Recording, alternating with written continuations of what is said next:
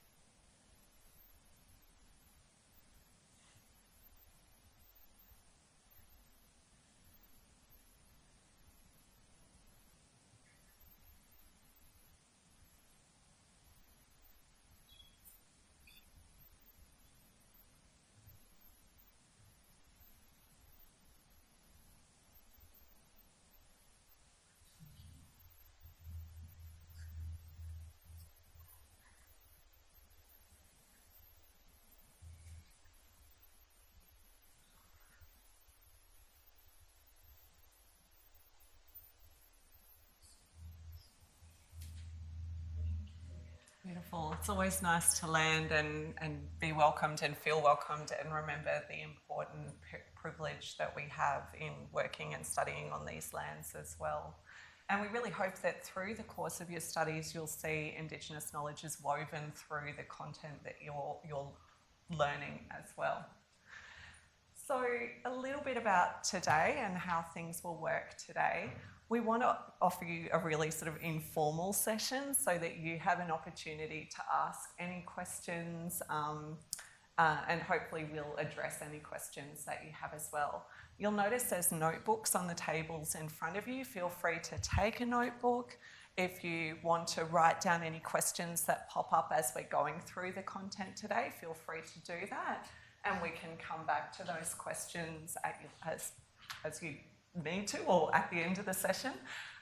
We might even get some time at the end if we wrap up the content early to sort of hang back and have some of those one-on-one chats if you want to have a conversation with any of the teaching staff or the student reps as well, because remember, our student reps are such a valuable source of knowledge as well.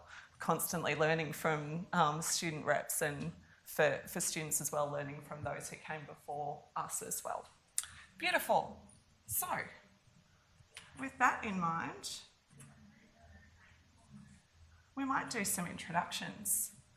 I think we've got time today to sort of find out who we've got in the room from you as well, if you would like to share too. So would you mind terribly if we go around the room and just find out a little bit more from you, and then we'll jump in and we'll introduce ourselves afterwards.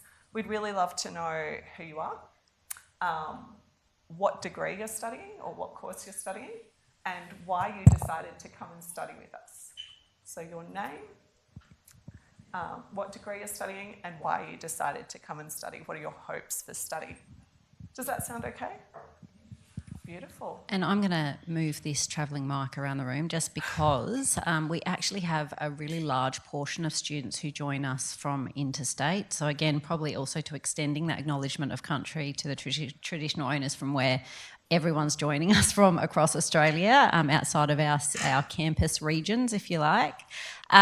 So I'll move this mic around. I also just would like to ask that those who are here, our Australian Award Scholarship students, maybe introduce yourselves and include that as well, just because not everyone may be aware that we have students that come from other countries on Australian Award Scholarships, and it's an amazing opportunity to work alongside and with our Oz Award students who bring such different knowledge and experience and expertise and create such a really rich learning environment. Yeah. So I'm looking at you, Flo, because I'm probably just going to start with you, if you're right, with your introductions, and then we'll go around the room this way. And I'll just hover around awkwardly so I can move the mic. Mic holder. Hello everyone, my name is Florence Muzingwa and I'm from Zimbabwe. I'm currently studying Master of Disability Practice and Leadership. I'm a course representative and for this discipline, and I'm in my last semester, second year, and I just want to welcome each and every one of you, and that, you should take every learning seriously and enjoy the journey. It can be stressful, but you'll enjoy it.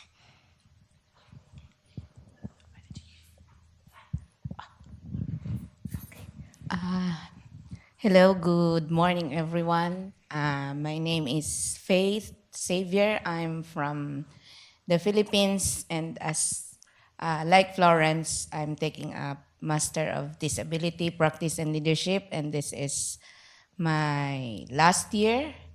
Sad to say, but excited to be out in the open to exercise what we've learned from Flinders University. I'm also the student representative for this department.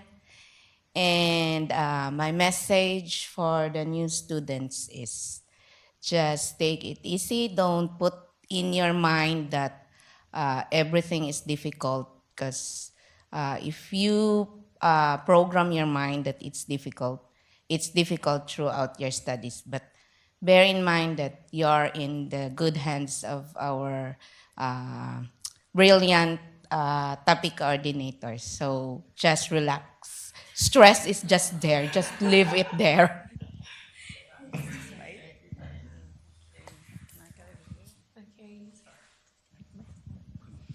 Hi everyone, good morning. My name is EJ Rebecca Nai. I'm from Nigeria under the Australian Scholarship Award. And I work with the Nigerian Civil Service under the Ministry of Humanitarian Affairs and Poverty Alleviation. Under it, you have the National Commission for Persons with Disability. That's where I work. And also, I also found a grassroots disability organization at my local community. And I'm here to study Masters of Disability Praxis and Leadership. Why I'm here? Because I saw and I believe I have a mentor who graduated from here as one of the best, he is the best international student, 2026, Dr. Emmanuel Bassi. He's my mentor, and we were at the course of my work back in Nigeria, we met, and he introduced me to the Australian scholarship and made sure that I chose the same course and the same Flinders University because they are the best in what I really do. So because I want the best for the disability community in Nigeria, so I'm here. So I'm ready to learn more. Thank you.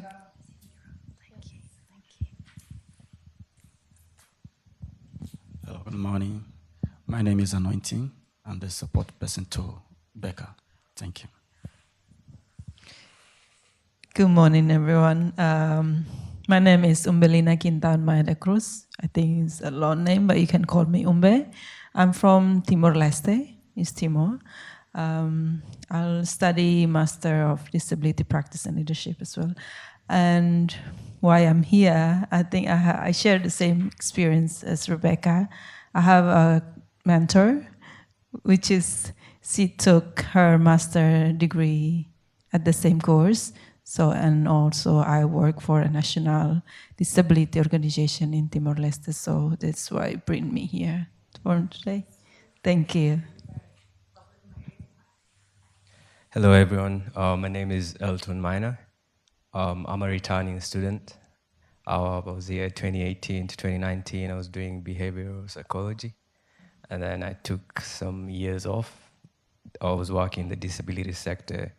Then I decided, why not come study and improve my knowledge and contribute more to the community. So now I came to do Bachelor of Disability and Community Inclusion.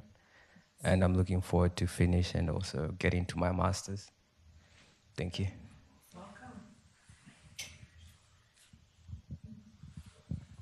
Hi, my name's Eva. I'm doing the graduate certificate in disability practice. I came to Flinders because it was in town. And it was running, like there was a couple of universities running similar courses, and yeah, I really wanted to come in person to actually learn. So took advantage of that. And I'm hoping to get into doing disability inclusion action plans for organisations, and thought having some theory behind me might help do that. I'm Naomi. I'm doing the undergraduate Bachelor of Disability and Developmental Education. I'm a returning student, so I think I was partway through my third year in 2016 when I left to have my daughter. Tried to come back quite a few times, and my brain is a different landscape. And I think, yeah, I'm hoping this time is it, and I'd really like to finish my degree and continue working in the disability field.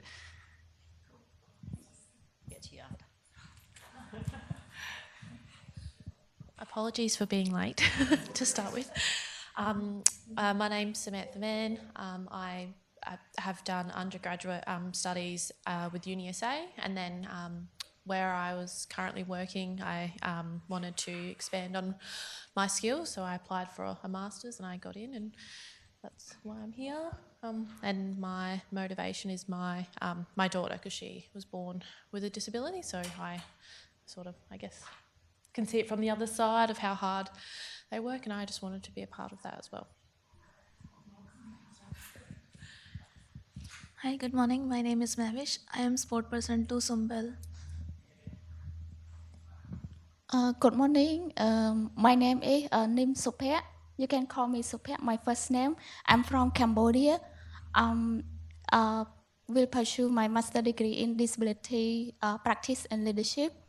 I choose Splendor because firstly, I love the scenery. It's green and like I'm from a rural area, so I love it's not crowded like the city. I love it. And secondly, I learned Flinders is a great place to promote and support disability service and inclusion, because from 2022 until 2024, I was a care worker for my friend.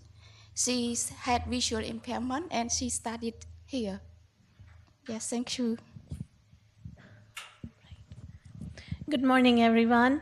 My name is Sumbal. I'm from Pakistan. I'm an Australia Award Scholar. And back home, I'm an English language teacher, but I am here to study a master's in disability practice and leadership. And my motivation has been two things. First, being a person with vision impairment since birth, I had and still have the experience of, struggling to be integrated, lack of inclusion in my country. And secondly, when I return, I want to work in that area in my country so that people with disability can have a fuller and more included life as well. Thank you. Fantastic. Thank you, everyone, for introducing yourselves. We have such an incredible breadth of knowledge and experience in the room, and I think that's always important to start on, because we as educators as well hope that we'll draw those experiences out of you so you can really apply what you're learning. We'll be learning lots of interesting theories and things that, will make your mind explode, but also it's important that we can think about how these things apply in the day-to-day lives of people with disability. So what I'd like to do now, if we can, we'll move on to introducing some of the teaching staff and some of the support services that are available to you. First of all, we're going to introduce our team. So I'm going to start by introducing someone who's not here with us today. So Jamie Gardner is our discipline lead. So Jamie's actually away today. She's got a bit of the sniffles. She's got a bit of a cold, so she's decided to keep that out of the room. We don't want to start semester with any coughs or colds. But Jamie, as our discipline lead, sort of helps set the direction or sets the direction for the courses that you'll be undertaking. Jamie's incredibly approachable. So if you find that, there's an issue that comes up that you don't know what the support service is, Alinka and I can't help. Maybe sometimes Jamie can help as well. She won't always be your first port of call, but if you see Jamie in the corridors, feel free to say hello and let her know who you are. She's always particularly interested in our Australia Awards students, so do actually I think some of the Australia Awards students may have met Jamie. Yeah, beautiful. That's right. Okay, lovely. So Jamie will be familiar to some of you. I'm actually now going to hand over to Alinka to introduce herself. Hello, everyone. So I am the postgraduate course coordinator. We'll have a look in a minute at all the different postgrad programs. I won't step through those now. I have stepped into this role this year, although I have been doing some sort of course coordination type sort of roles, especially within our graduate certificate in positive behaviour support. So I work in DCI, but my focus area is in behaviour support. I am teaching into various topics in our fourth year and post-grad offerings, and I am also a researcher. So there's a number of our staff who are in what we call balanced roles, which means we're sort of I'm going to say it's very loosely, half-time teaching and then part-time research. And I am also one of the co-leads of our Disability Community Inclusion Research program, which is a focus area for this college. So for those of you interested in pursuing master's or higher degree research pathways, I'm often your first port of call, among others, but I can support you with those things as you get started on your journey. Some of you doing your undergrad, and for those of you joining us today online as well, might get to the end of your third year bachelor or fourth year and decide that you want to take on an honours project. And again, I might be a person that you could speak to, or if you're heading into a master's with interest in research as well. So you don't need to think too much about all of that now, but I'm here as a contact for later in your journey if that sounds like something you're interested in. And yeah, I think I'll just leave it there for now. I won't have heaps of contact with all of you. We do a lot of our teaching online, and at the moment doing more course coordination and topic coordination sort of type responsibilities. But wherever I can, I'll pop my head in and say hello, and you will be working with just such an amazing group of humans within our discipline. As I think's been alluded to as well, we've got such a fantastic, really approachable team. But if things can't be addressed, and within your topics, you'll get, we'll communicate with you, or the topic coordinators will communicate with you about sort of best lines of communication. So sometimes you might go to your TC about certain questions or concerns, and then if things aren't being addressed, then for those of you in any of our postgrad programs, I'll be your next contact point. And we'll talk a little bit more about study planning and things like that in a minute, because we've got some really important college supports and contacts for you as well. But if you're ever in doubt, flick me an email and I'll make sure that I provide you with the contacts that you need to make sure that we can answer your questions and support your journey in the best possible way. So I'm going to pause there and let you introduce yourself. I think you sort of did it, but I'm pretty sure you could add a little bit more. I'll add a bit more. Yeah, definitely. So I'm Dr. Eleanor Watson. I actually studied my undergraduate Bachelor of Developmental Education, Disability and Developmental Education here at Flinders. Naomi and I may actually have some overlap time. I think I might have been doing my honours project as you were studying as well. So I studied here as well. I am a developmental educator. I think, who else is a DE? Yeah, all right. So we've got 3 DEs in the room. I guess my study journey is probably a little bit different in that I didn't come to uni after school. I worked as a support worker for many, many years and bounced around in a few different careers before deciding to come to uni. And once I got here, it lit me up, and I found out that I liked learning in a way that I didn't like when I was in high school. So I decided to stay, and here we are, 15 years later. I completed my PhD examining communication access in mental health care. So communication access is sort of an area of passion for me. So when people don't communicate using speech, how do we make sure that people are included in communities and that they attain their human rights in an equitable way to others? So that's my area of interest. I actually work full-time in a teaching role. I have done research up until recently, but made the decision to focus on teaching. So for those of you in undergrad, I am all yours. As Alinka said, oftentimes you'll find that questions you have can be resolved within your topic by going to your tutor or topic coordinator. But if you need to address something perhaps that affects the entirety of your studies, then maybe you can come to me, or if it's study planning, we'll link you in with the right people to support with studying as well. Like Naomi, I had a baby during my studies, so completely get that study is not always a straight line. Sometimes it's a bit of a bumpy road, but it's important to remember that that bumpy road is something you can navigate and something we can work on together to make sure that you're successful in your studies. I have 3 babies. Yeah.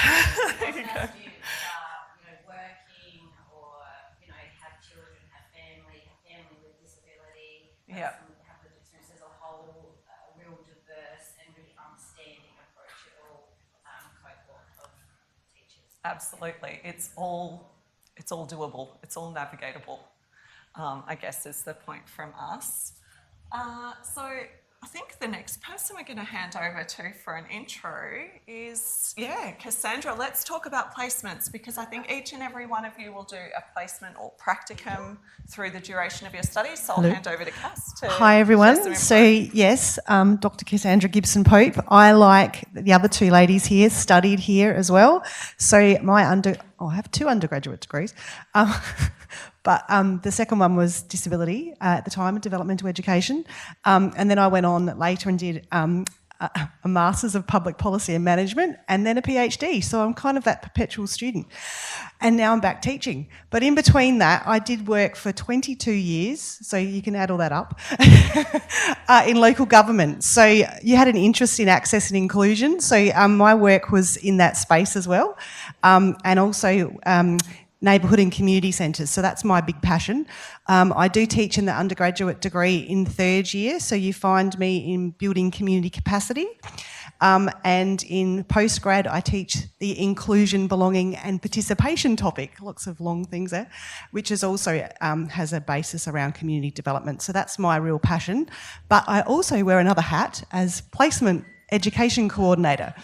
And I work alongside Kimberly, who's over here, and also Demi, who's not with us here today. So my role is to assist you when you get to that point in time in your degree to find a placement and make sure that that placement is something that's fulfilling, enjoyable, and something that you'll really have a good time at as well. So placements, we have 3 in our program. I don't know, we're talking about placements again after? Yeah, we'll do that later.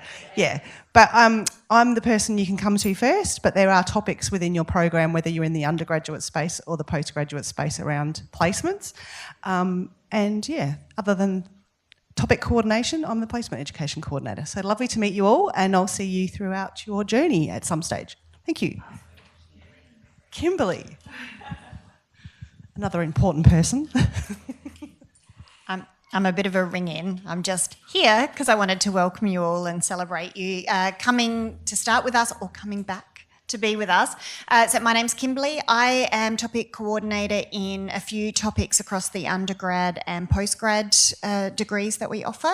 So if you have any 2nd or 3rd year topics coming up, you might see me. Otherwise, those of you in the postgrad, I teach into the positive behaviour support topics. So if you have those in your study plan, you'll see me. And I just wanted to say, as I was listening to everybody talking about their journeys, I was a first in family to come to university. I was I left school in year 10, I think it was. So for those of you not familiar with the Australian system, that's 2 more years of school, high school that I missed. And I worked, like many of us, working with people with disability, but my field is education.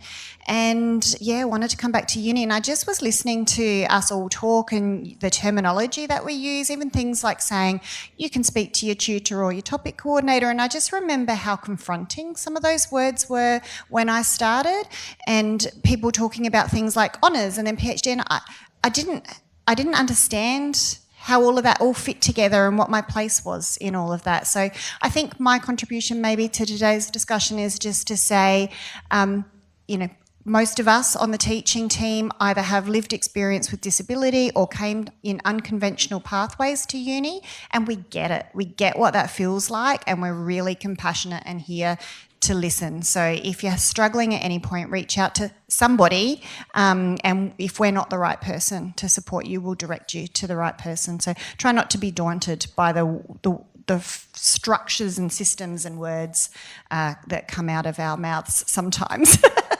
So that was all. So I just wanted to welcome everybody and say, we were all daunted at one point as well, and we get it. So please reach out to us. Everyone's probably sitting there going, I'm not daunted. What are you talking about? Kimberly is also the topic coordinator for the placement, the PBS placement. No, but there's a lot of people potentially online that might come in and change pathways and what, just to keep that in mind as well.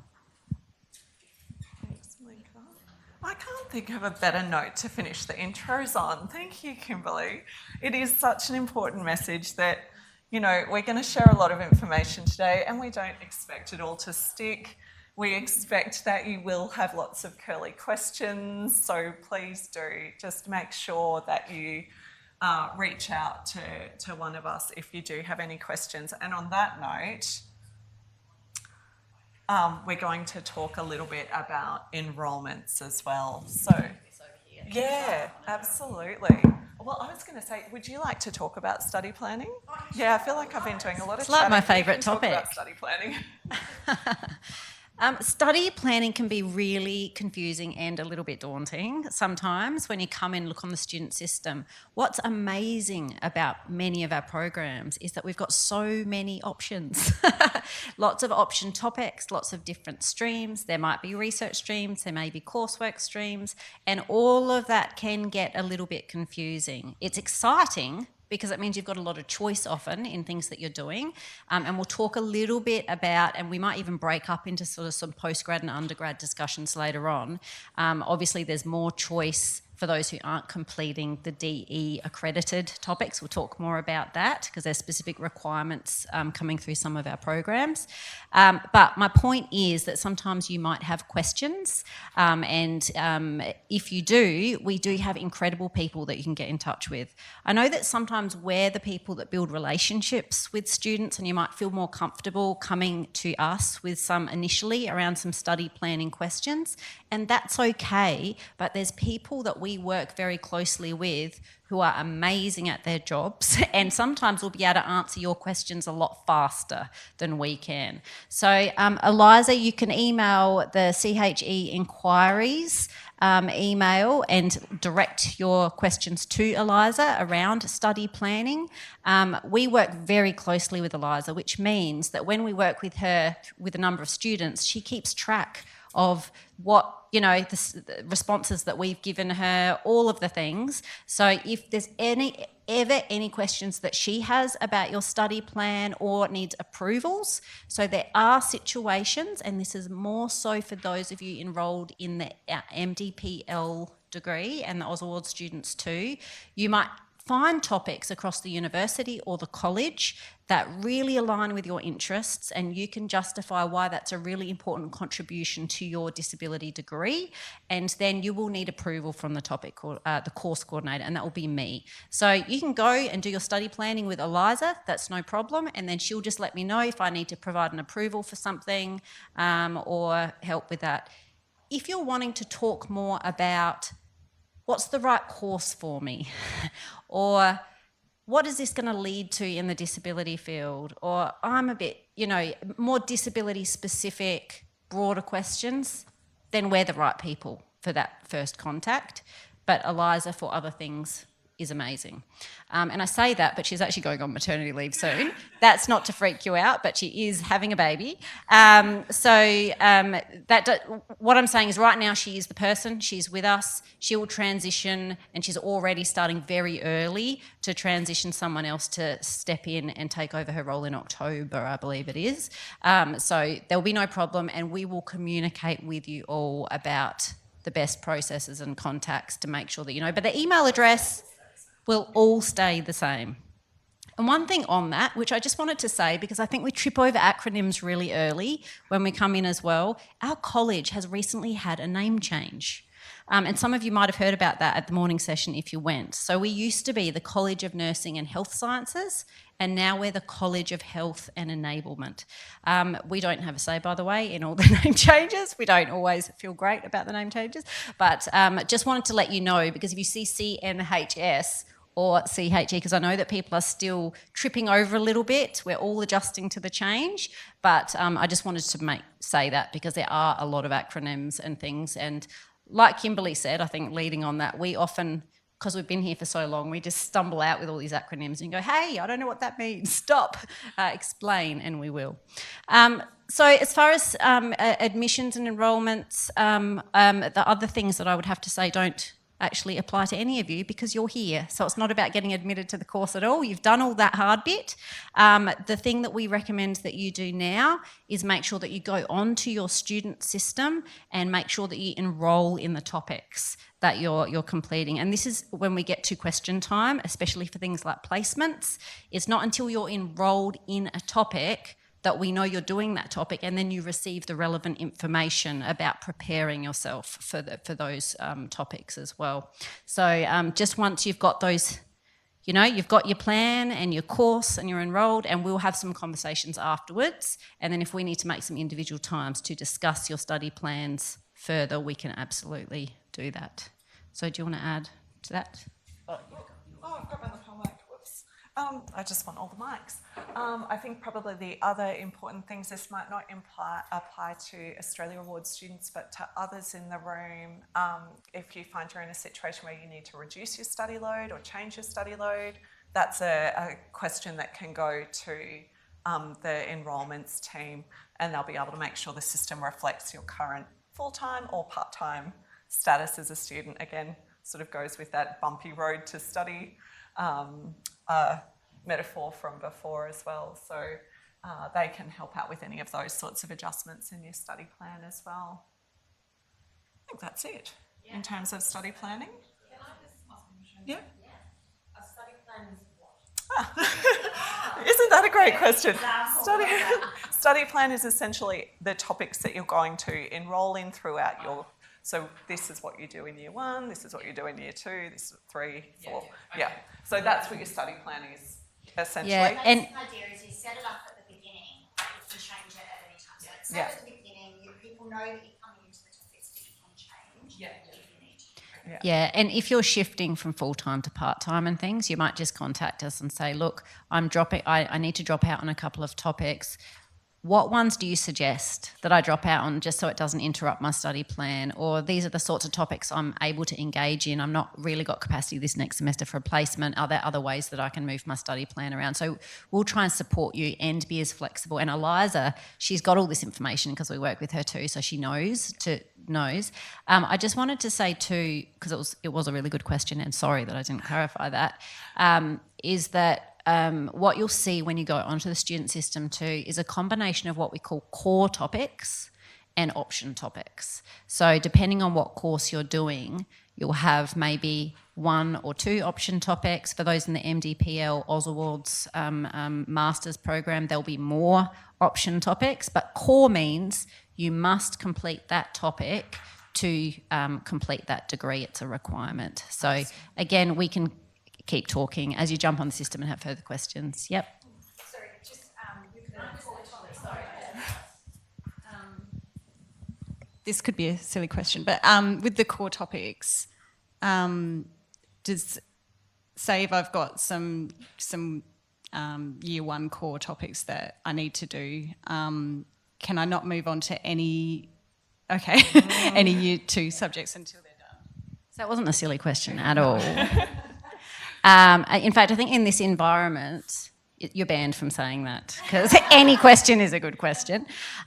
So what you'll see, I actually want to just first of all flag the handbook, which we'll talk a little bit more to, but if you literally jump onto Google as well, it's a good way to get to things, and just type in sort of Flinders Handbook for your degree, you'll come up with all this information about enrolments. And I take you there only because when you scroll down your handbook page, it's got a little thing that says prerequisites. And so you can yourself go in and have a look and go, well, I finished these first year topics. I'm really interested in moving on. The topic I want to do is a second year topic in first semester. And you can go in and have a look at the prereqs, and it might say you have to have completed the disability perspectives topic in semester 1 to be able to do that topic, and then you know that won't be an option to enrol in. Hopefully the system stops you from enrolling in things, and we try and keep up and make sure and double check that students that are changing their study plans, as Eliza does as well, haven't somehow accidentally got around a system and doing things in the way that you shouldn't. But there are some prereqs for topics and others there's not. In saying that, where possible, we do really want to encourage students to follow the that pathway because we do scaffold a lot of our curriculum, but where it's very explicit and it's like you must have that knowledge to move on to the next, it will be a prereq. Does that make sense? Prerequisite is also another big word, but it really is just you have to complete that topic before you can enrol into this one. And sometimes you might see another big word, which is co-requisite, which means that you can enrol in the topics at the same time, but not one instead of the other. So I don't know if that happens much in undergrad, but anyway, Naomi, we're here to probably have support a with any separate of those chat. things. Yeah. Because yours might be a bit of just a different to the typical. Yeah, so we'll have a bit of a chat about yours. Beautiful. So Eliza is always here to help, or the college inquiries email is helpful to you as well.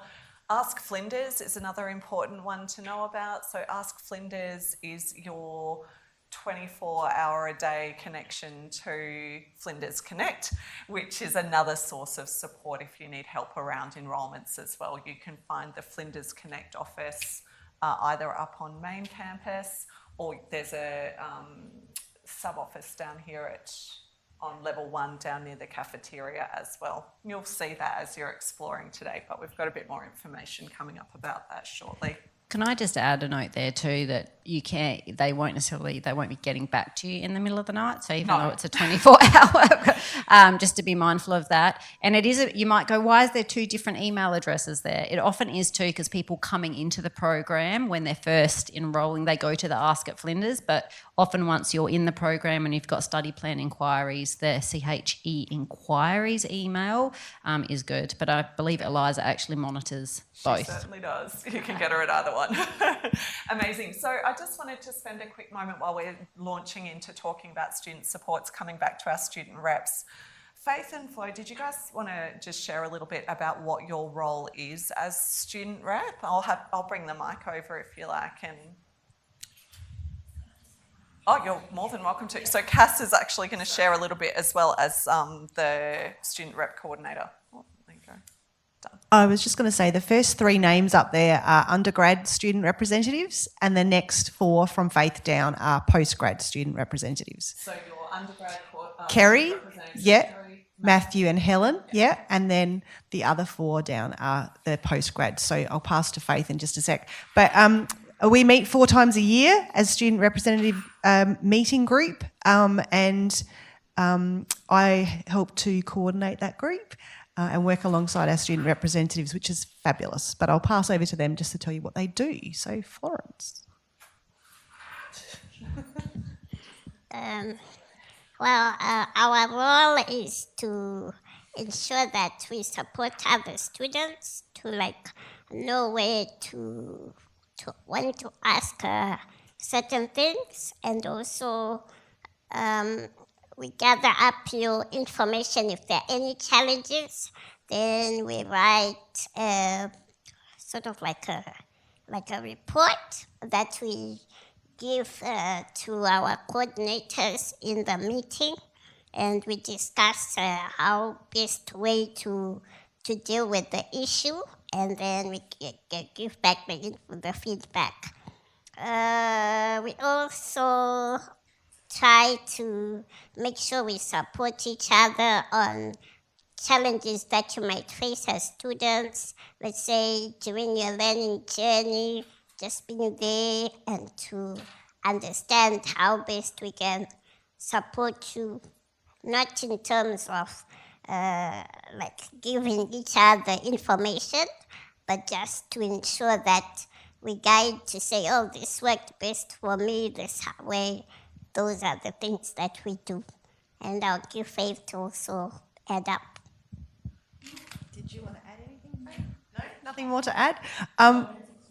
Okay, thank you. I was just going to say, so if you were unsure about approaching maybe a topic coordinator or your tutor by yourself, you could always ask a student rep to go with you. They could help in that space. And also those who've been here for quite some time can help you with a wealth of information about support services that the uni provides as well. So yeah, thank you. And also, I just wanted to encourage everyone that, make flow the Canva your best friend. That's how you can manage your assignments, to keep on track, and to understand any information that the course coordinators send on Flow, because that's the quickest way. Previously, people would say, oh, we didn't get to hear about this. But that's the difference with coming to learning as an adult learning. It's all self-paced, and so you need to really make sure that you're on Flow constantly, checking any updates and also checking on your emails on a daily basis. No matter how, I would encourage, no matter how busy you are, but just make sure that before you sleep or before the day ends, make sure that you check what's happening in there. Such wise words, Florence. Thank you. And just to clarify, there was another acronym there before I hand over to Alinka. Flow is Flinders Learning Online.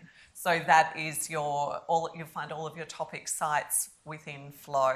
Okay, is that what you were about to say? I was going to start with that. I was going to say, all of you might not be familiar. So if I say that's accessed via your Okta dashboard, does that make sense to you? Great.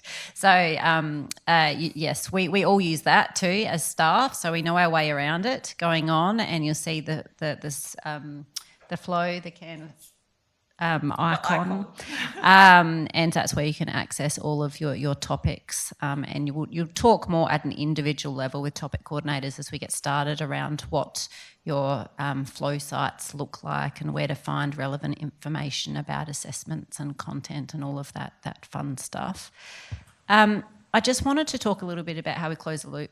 That's such an academic term. It's gross. I hear people say that. It just came out of my own mouth. There you go. Around the student rep, so at those meetings we have, Cass does a wonderful job coordinating those. I'm there, Eleanor's there, and Jamie's there as discipline lead as well, to listen and contribute and respond to student questions. But it doesn't stop there. So we have regular DCI staff, DCI being Disability Community Inclusion staff meetings.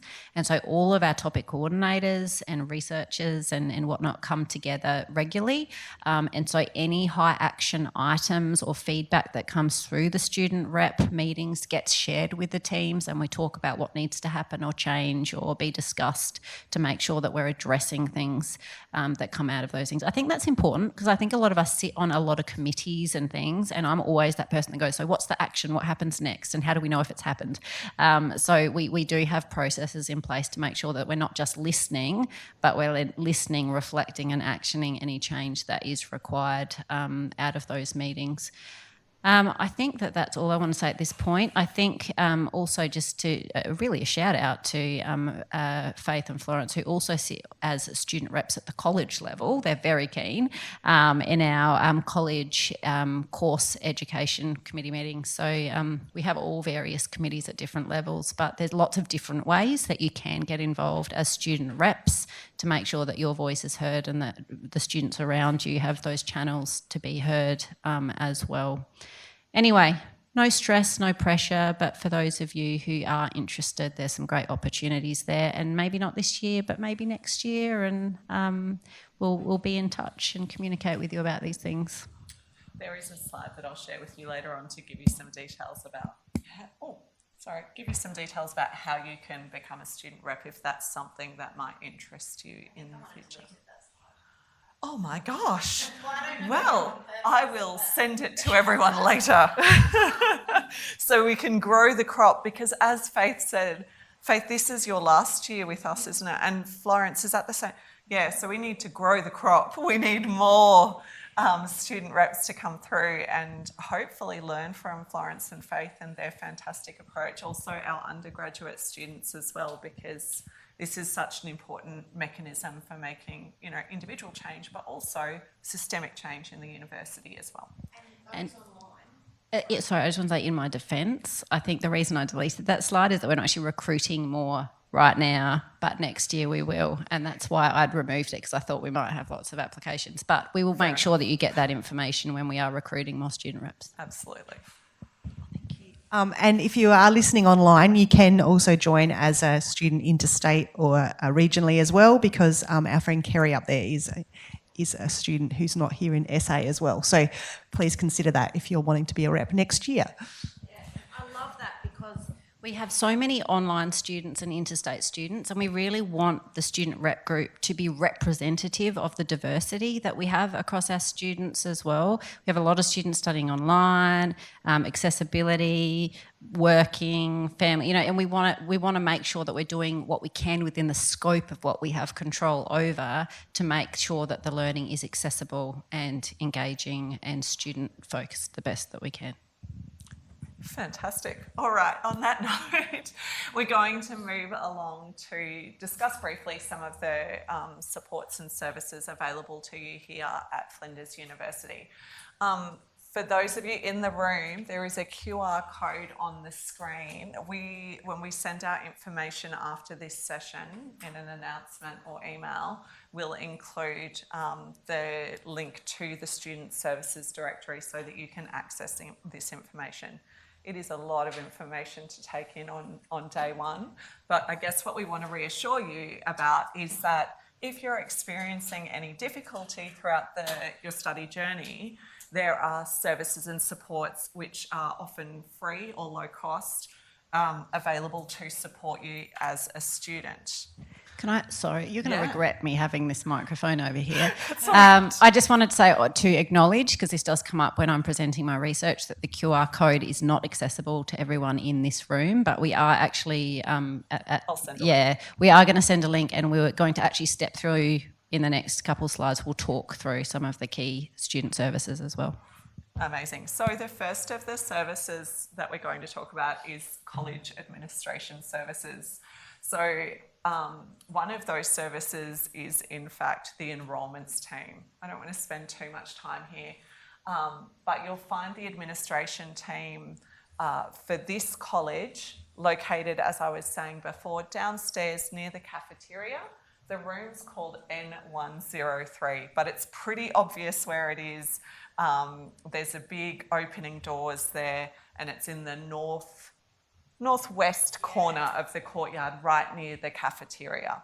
Do you notice that the room's got a little N on the front? That means North Wing. So what's really cool about the Sturt campus, for those of you in person, is that we've got North Wing, we've got East Wing, we've got South Wing and West. And so you get the room number by the little, if it's a South Wing, so this was S209, so S level 209. So just a nice way to navigate your space.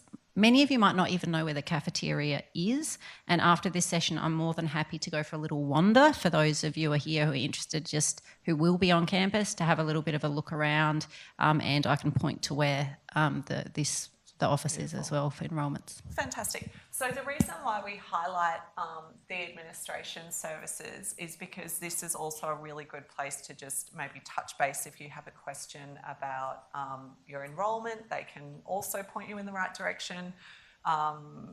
Fees, any of those sorts of questions. If you're having difficulty accessing Flow, they can also point you in the right direction if you're a person who prefers, that face-to-face contact. So on Sturt campus, that's where administration services are. If you happen to be up on main campus, which I know some of you will be up on main campus from time to time, you'll find administration services located in, it's the Flinders Connect area, isn't it? Yeah, beautiful.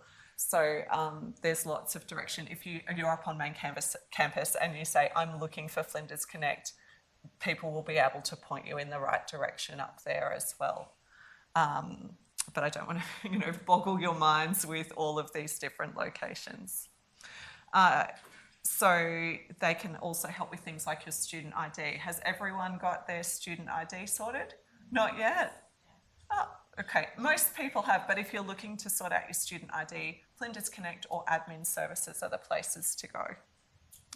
And there's good food up there as well, I was going to say. It's a food. great, main campus is pretty impressive. They've spent a little bit of context, because I feel like we've got time, but I won't look at Eleanor in case she disagrees. We're actually in the process of a new build, so for this that we're all moving to, but that's years down the track. But that's my rationale for letting you know that when you go up to main campus, you're going to be like, "Whoa, this is super fancy."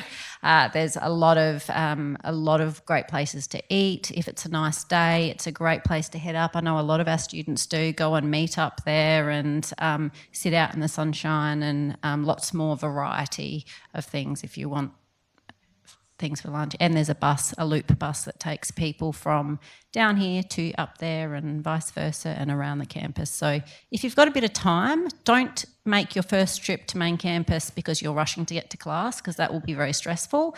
But if you've got time, like going and getting your ID card and things and wander around a little bit and orient yourself, it's a place that you might like. And there's a lot of student services and Oasis and things that I'm throwing words at you now. Don't worry, but just wander around and we can direct you to some of the key places, and then from there there'll be lots of other opportunities. That's all right, Alinka. I just want to make sure we've got Q&A time at the end, but that's fantastic. Yeah, it's definitely worth heading up to main campus. But we're going to bring ourselves back to Sturt campus again to talk about some of the services that you will find on campus here at Sturt.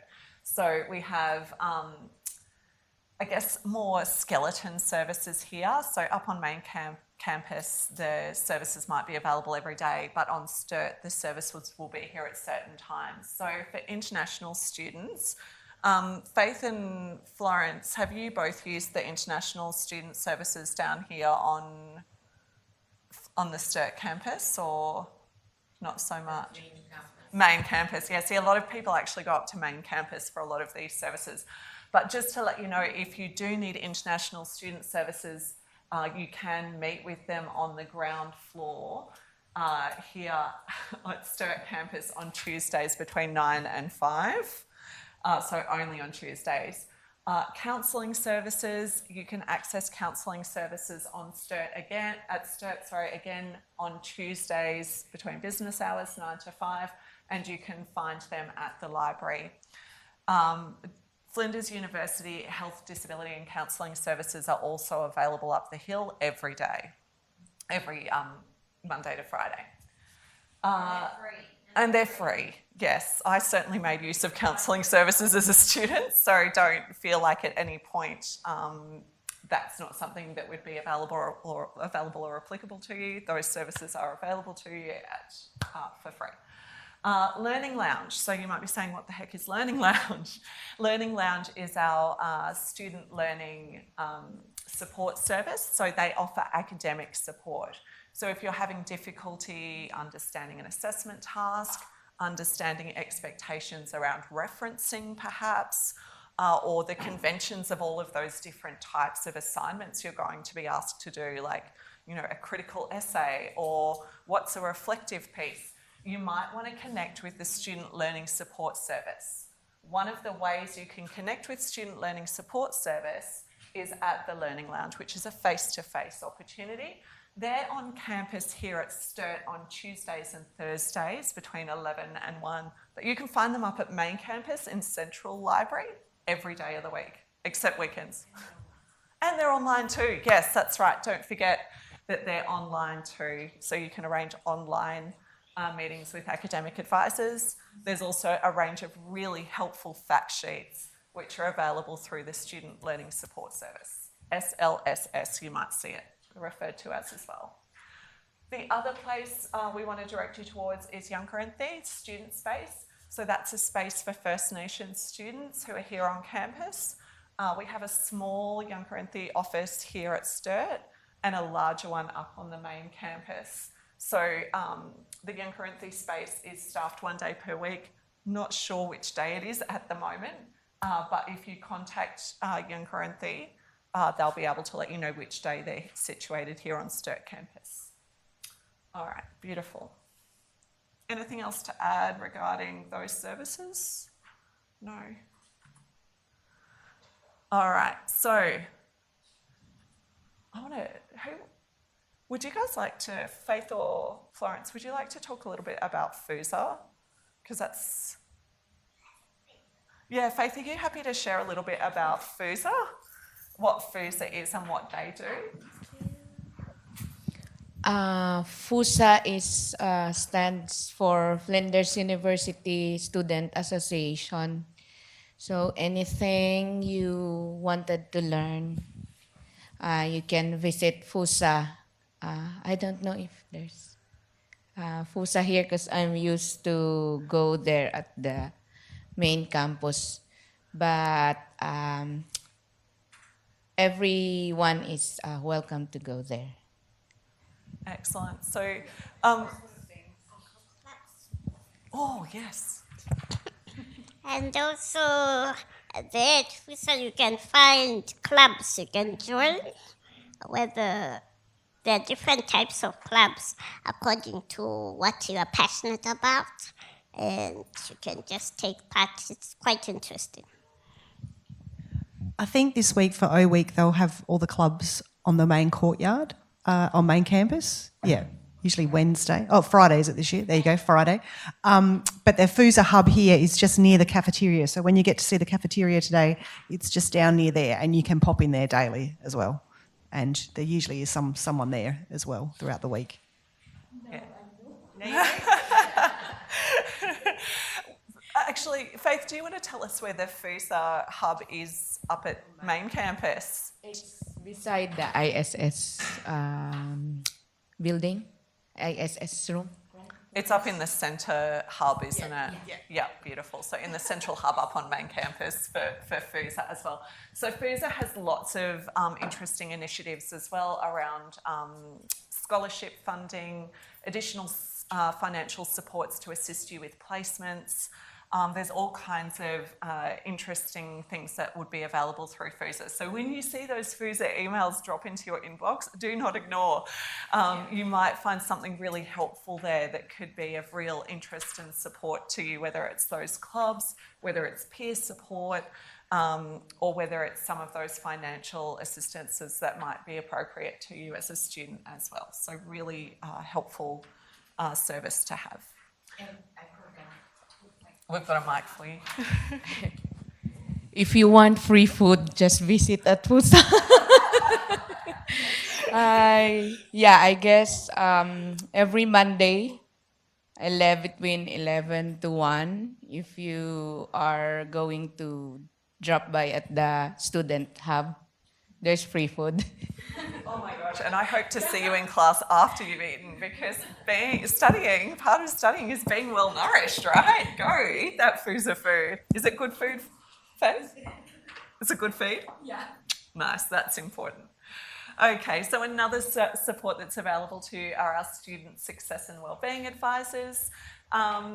I'm not going to speak too much on this, but student success and wellbeing advisors offer a really tailored wraparound support to students who might be sort of struggling to find their place academically, or if you're facing some additional, challenges, whether, they're personal or work-related or financial that might be impacting on your studies, or even related to some access issues. So student success and wellbeing advisors can offer a really tailored support. They'll sit down, listen to your concerns about your studies and help you to connect with supports and services. They might also be able to offer some strategies to assist with study as well. We know the student success and wellbeing advisors quite well. We meet with them regularly, and we know that they have a really tailored approach, really student-centred approach to supporting you if you require those services. You can self-refer to student success and wellbeing, or you might find that if you're struggling in your classes, your topic coordinator or course coordinator might connect you with one of those advisors.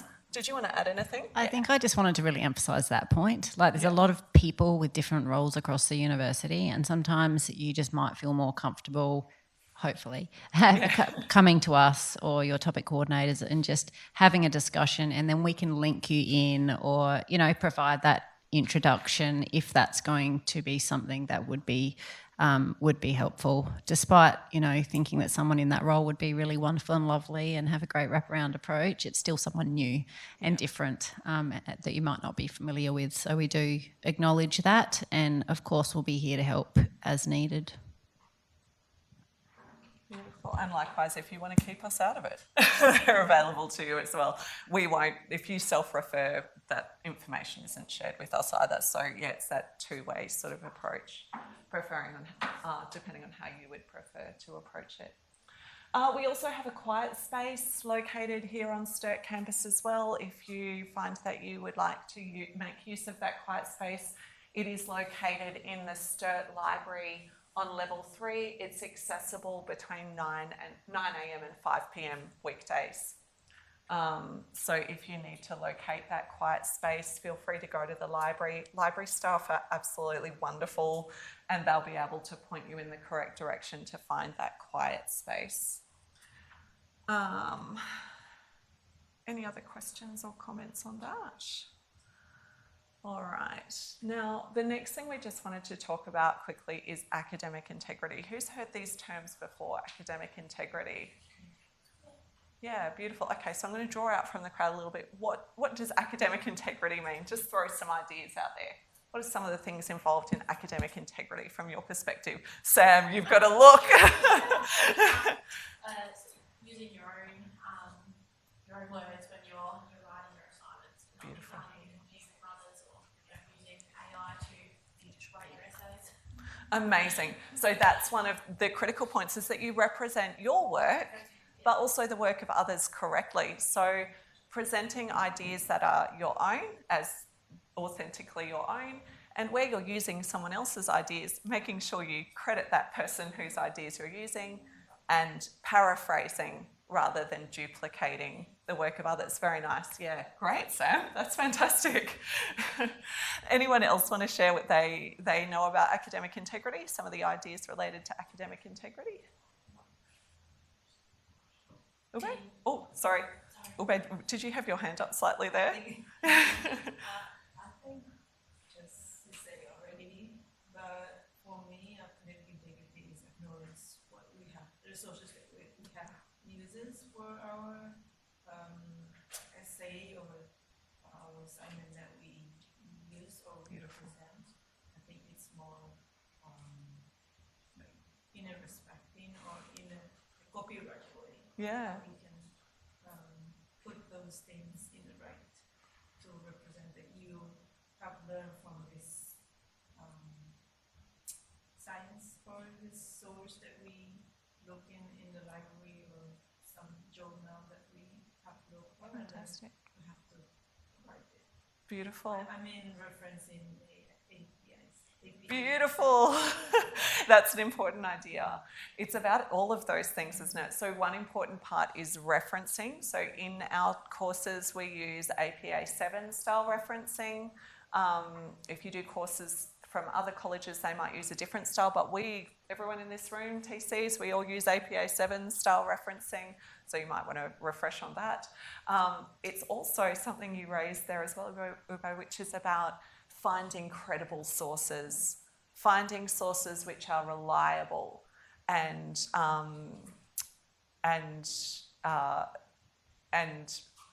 some evidence that we can use to inform our ideas and thinking, not just taking ideas from anywhere, but making sure the ideas that we're citing are credible.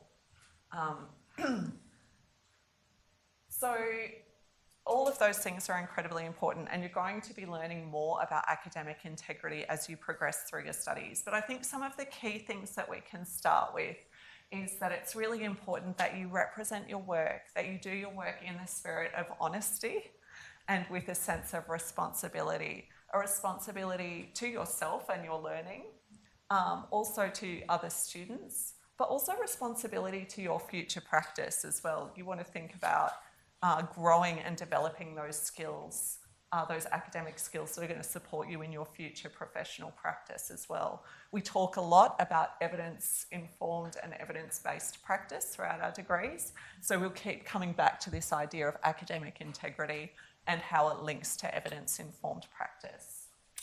It's really important that you understand what you're reading and what you're doing, so making sure that you, where you're paraphrasing, you're representing ideas accurately. One important area that we're seeing a lot of growth and change is around the use of artificial intelligence. Flinders has a bit of a slogan, which is, if you don't know, ask.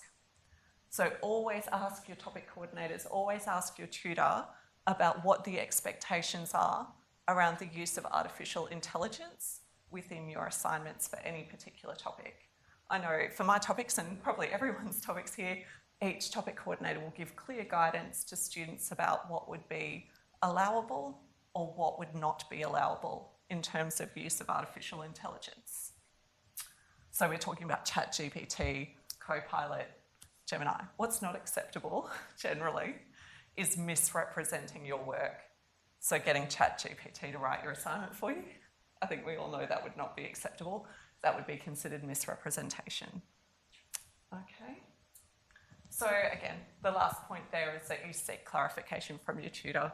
It's not a punitive situation. We're always open to conversations because we're also getting our head around this space too of artificial intelligence use. We're thinking about the ways that we can use AI to support your learning. So always open to a chat about use of AI tools. So please do come to us. If you have any questions about academic integrity, ask your tutors, ask your TCs, but also student learning support services have a lot of resources that can help you with academic integrity as well. Want to add something?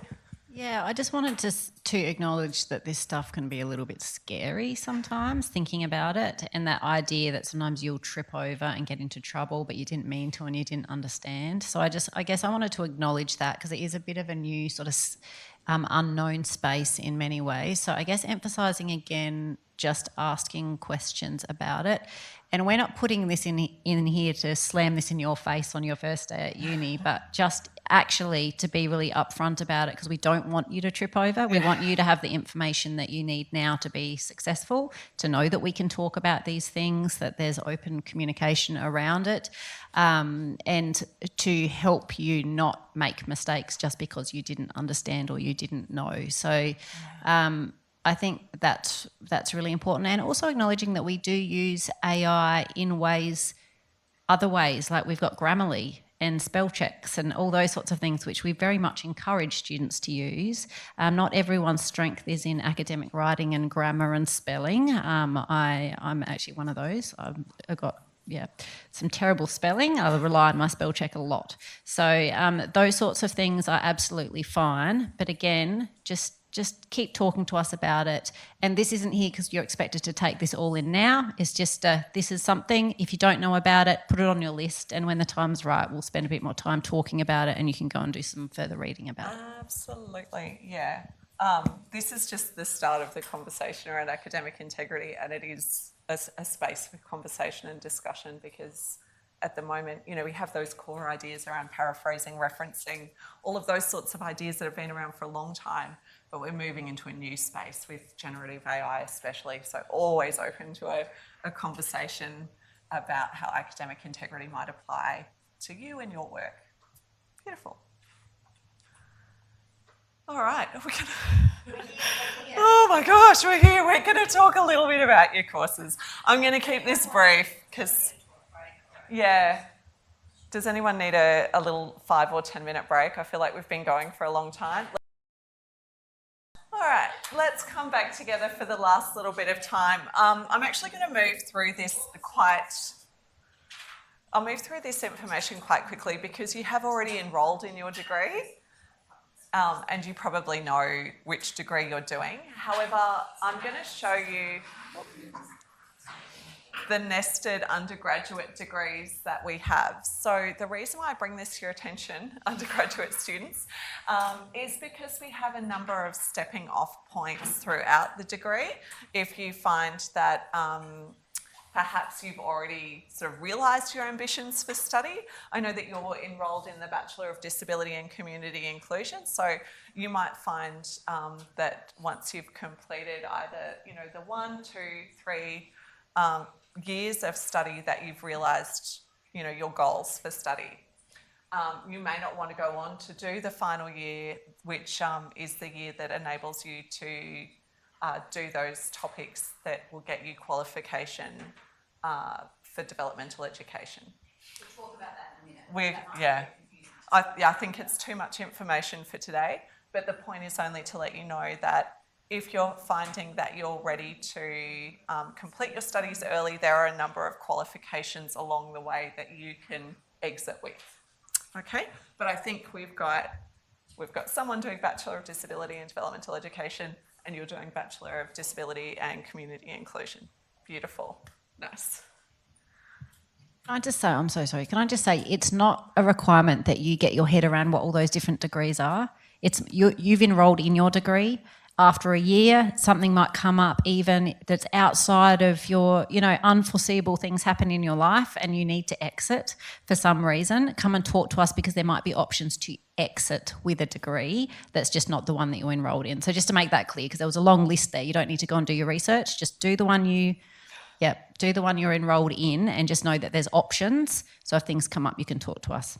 Beautiful. Would you like to speak to Masters? Oh, yes. So as you can see here, we have 6 postgraduate courses. So I am the course coordinator for each of these. So that just means that whatever your enrolment is here, I am your contact person.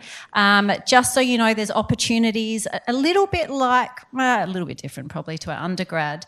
We often have people, for example, that come in and do a graduate certificate, actually with the intention of using that then to go into our master's programs, or people that come in and do our grad cert in positive behaviour support and go, hang on a minute, I really want to be a developmental educator. What do I do now, and how can I use that as a stepping stone into other postgraduate programs? So we have 2-year offerings of our master's program. And that sounds confusing, but just really briefly, we have one that's accredited with a DEA, which is Developmental Educators Australia. We've got one slide about that, and we'll talk more to that later and throughout the semester.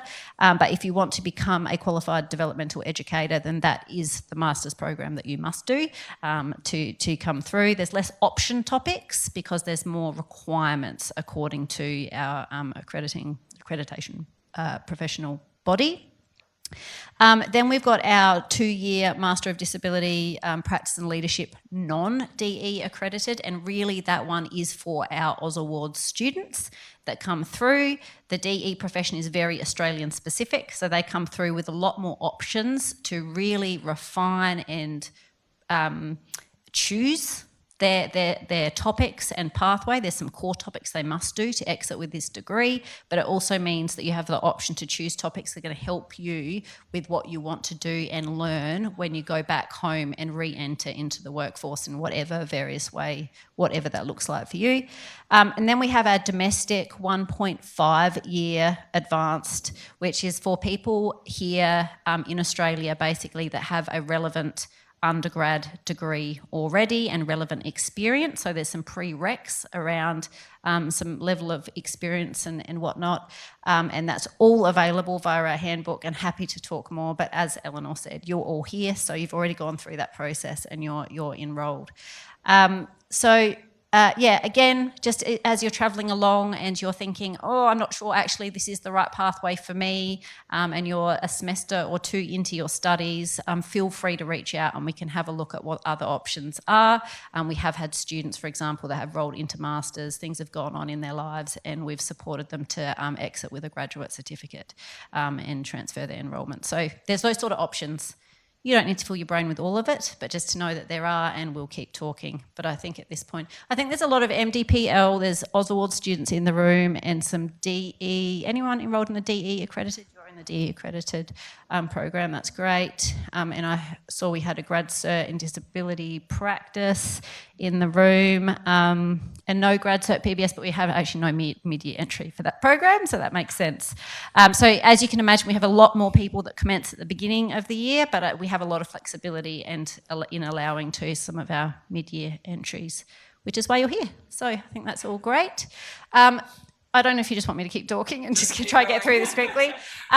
I think one really amazing thing about our programs is that it provides so much opportunity. So much opportunity can also be overwhelming. I remember doing, back in the day, it was the Bachelor of Disability and Community Rehabilitation, but that was the DE accredited undergrad program at the time, and always just going, what am I going to do? I know this is great, but how am I going to apply these skills out in the field? There's lots of different ways that might look for you, whether you become become a fully qualified DE, or pursue other opportunities and roles, especially in Australia at the moment. We've got the National Disability Insurance Scheme, which provides lots of different sorts of opportunities for those interested in working, for example, as a support coordinator or a case manager. A SIL, supported independent living, provides lots of opportunities for management and team leadership.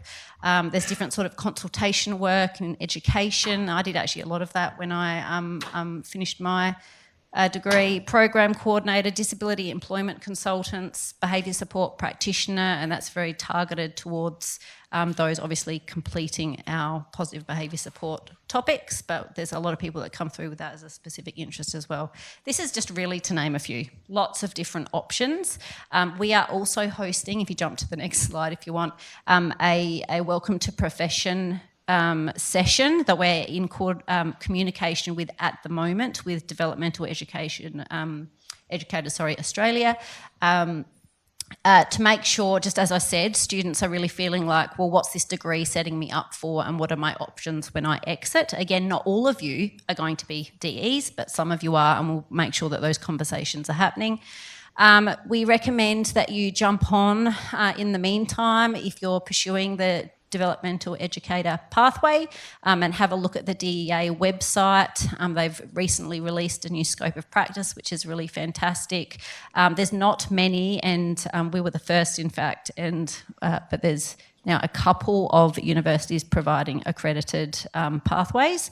We have a very close relationship with DEA, and DEs have been quite South Australian centric for a long time, so now just starting to span out into other states as well. There's also student membership, so please do take advantage of that. It's really cheap. Get on and have a look. I think it's something like $40, or it's really it's too cheap, but take advantage of it while it's there. I think that's all I probably need to say at this point, but DEA is the accreditation body for our DE accredited programs, which is our Bachelor of Disability and Developmental Education and our Master of Disability Practice and Leadership Developmental Education. They're both mouthfuls, but I think you know who I'm talking, that you'll know if that's you. For those of you also looking at pursuing a career in behaviour support, I'm actually just going to probably brush over this because usually our PBS students are commencing at the beginning of the year, but some of you doing our master's program might choose to take on and complete our theory-based behaviour support topics, even though the placement isn't in your study plan.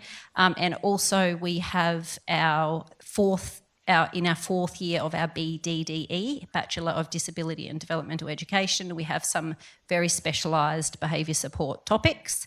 And again, DEs will come out with core competencies as a developmental educator, but might also pursue dual roles or a role as a behaviour support practitioner. These are all conversations we'll continue to have, so no stress. But again, you can jump on and have a look. And BSPA also does have a student membership. I am also the founder of BSPA and current board of director. So if you have any other questions about any of that, feel free to come to me and talk to me about it. All right. So there's a whole variety of things available during O Week, but really what we suggest that you do in the first instance, like Flo beautifully said earlier, Flo needs to be your best friend. Flo, that was confusing. Florence said that Flo, get familiar with it. It should be your best friend early in the semester.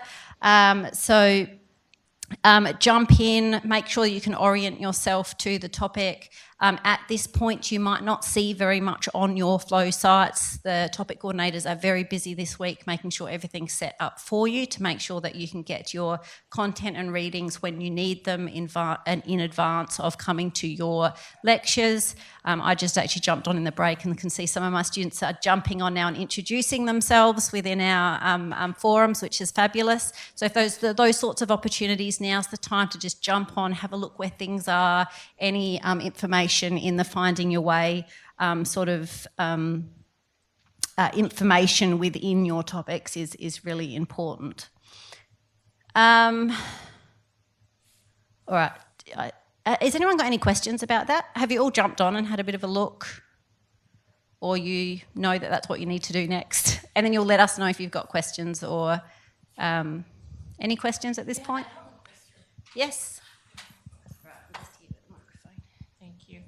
Okay, so is regarding some of us that are considering PhD degree after the master's program. So now, considering we resumed the second semester, most of our courses here are core subjects, core topics for the Masters of Disability Practice and Leadership.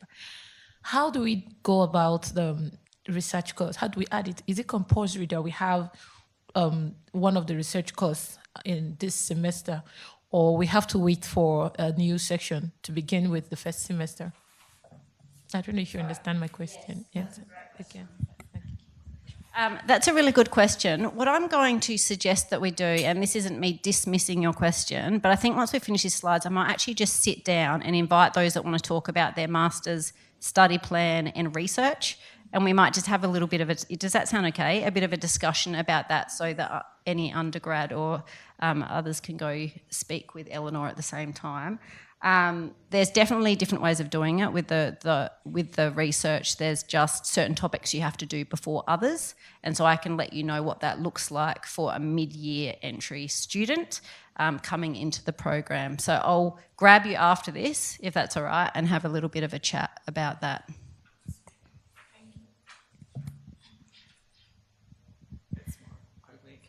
Yeah, so there's a link here. Well, it's not really a link, but there's a URL. I would jump on and just have a look. Like we've already really alluded to, there's lots going on around the university. There's clubs you can join. At this particular week is called O Week, Orientation Week. So lots of people out and about trying to find ways to get to know each other, get to know Flinders, get to know where things are. So lots of really friendly faces around and people that you can ask questions to help orient yourself. And lots of giveaways, lots of free food. Nice time to be out, and hopefully we get some nice good weather to continue hanging out, and jump on the bus as well and go out. And I'm sure that I can show you where the bus stops, just out the front of that direction. Terrible orientation. And I'm sure that the student reps are more than happy to help as well. Yes, and then our first week we'll start with our lectures and workshops and things like that, and we call that sort of the Connect Week. So we're still continuing to support students in landing really at Flinders and starting to commence your studies at that time. So still lots of opportunities and lots of people around to ask questions, and a good time to go check in with FUSA and things.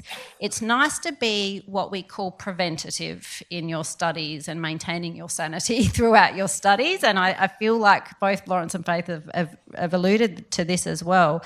Don't wait until things get really hard to go try and find services that you need.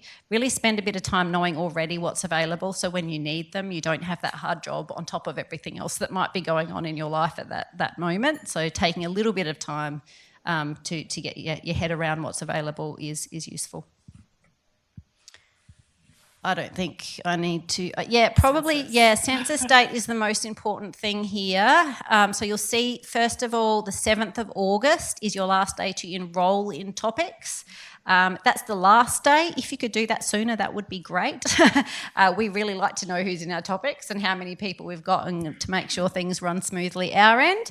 But just, that is the last possible day. Then in week 5, we have census date. And what that means is it's the last day that you can withdraw without paying and without fail.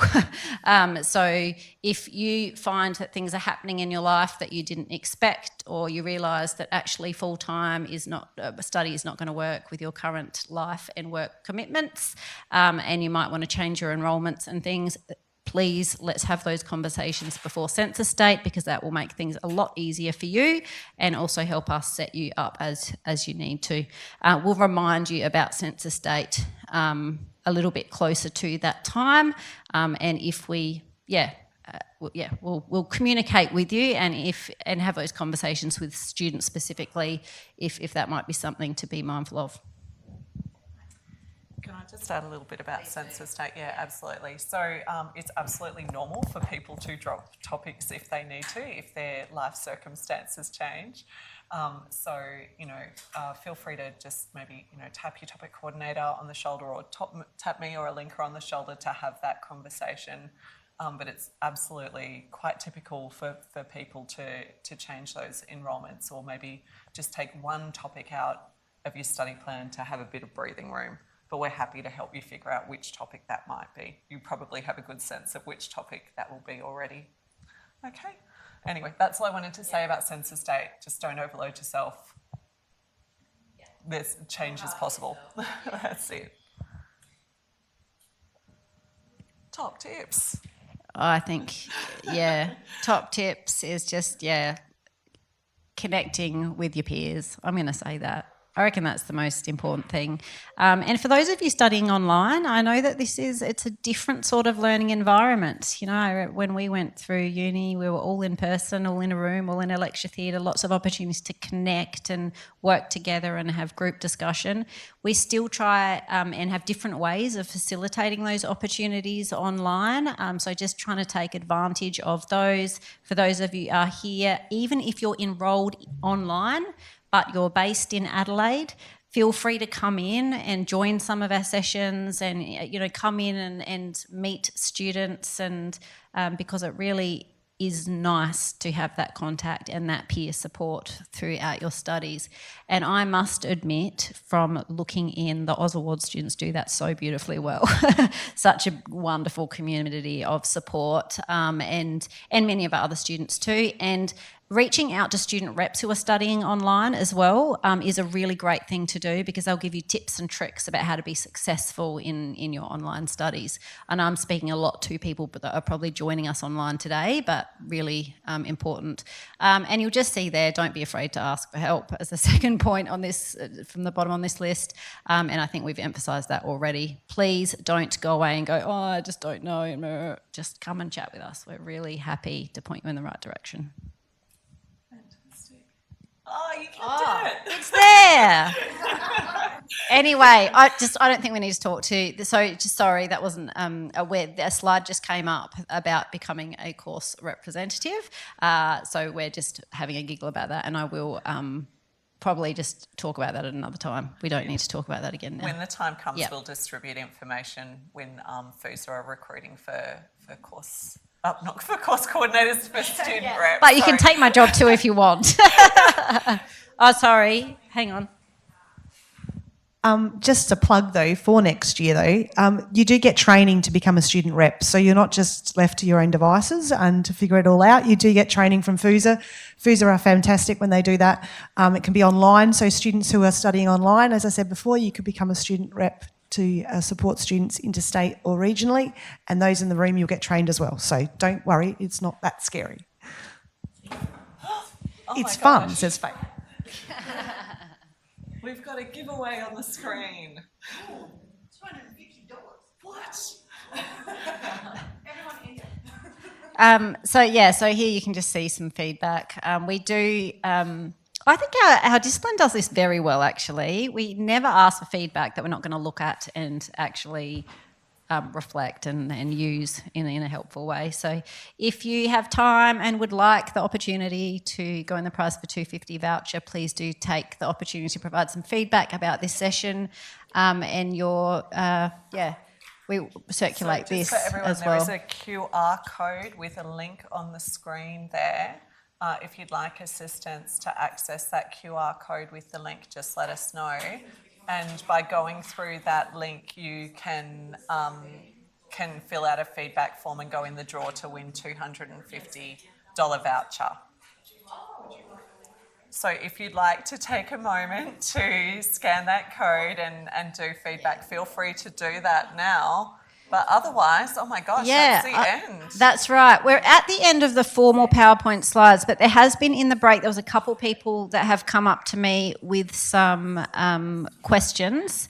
I know that some of you are fumbling around now with your phones trying to get this link. I think I'll also circulated it because as a link you can click on, which is sometimes a little bit more accessible as well.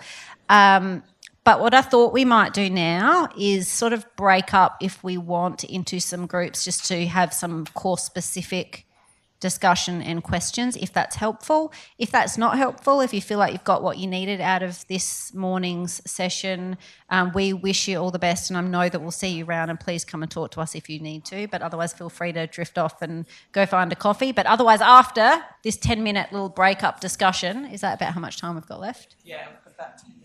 I will wander around for those interested, just to look where the cafe is and student services is as well. Do you want to add anything? Well, and thank you to those of you who joined us online. We are going to sign off now. Feel free to reach out to either Alinka, myself, or Cass if you have any questions about your course or topic going forward. Thank you.